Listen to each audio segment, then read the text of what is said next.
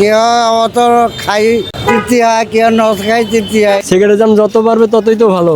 আমিও খাই, আমি নিজেও খাই। আমার মতে আরো বাড়াক, দেখি মানুষ কিভাবে সিগারেটের উপরে খরচ বাড়ায়। সিগারেটের যে দাম বাড়াইছে এটা যেন বহাল থাকে। সিগারেটের দাম আরো বাড়াইবার দরকার, সিগারেট তো দেশের ক্ষতি। যারা খায় তাদের জন্য এটা খারাপ হয়েছে, যারা খায় না তাদের জন্য ভালো হয়েছে। সিগারেট টানাটাই হইলো খারাপ, এটা ভালো না। তার বড় অঙ্গা যারা খায় নেশা জাতীয় জিনিস, কেউ অত খাই তৃপ্তি হয়, কেউ ন খাই তৃপ্তি হয়, এরকম আর কি।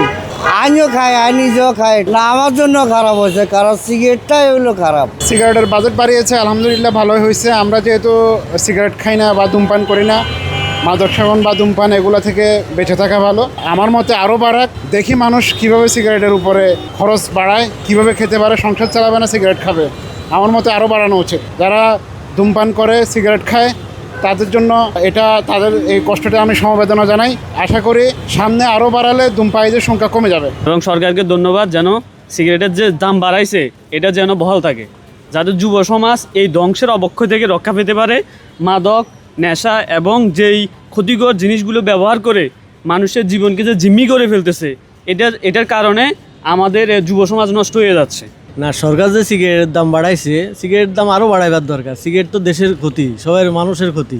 একজনের দেখা দেখি খায় তো খায়, আর বাচ্চাদের ক্ষতি, মহিলাদের ক্ষতি, সবারই তো ক্ষতি। সিগারেট তো ভালো জিনিস না। তো সরকারের দাম বাড়াইছে, এটার জন্য সমস্যা নাই। সিগারেটের দাম বাড়াইছে, এটা ঠিক আছে।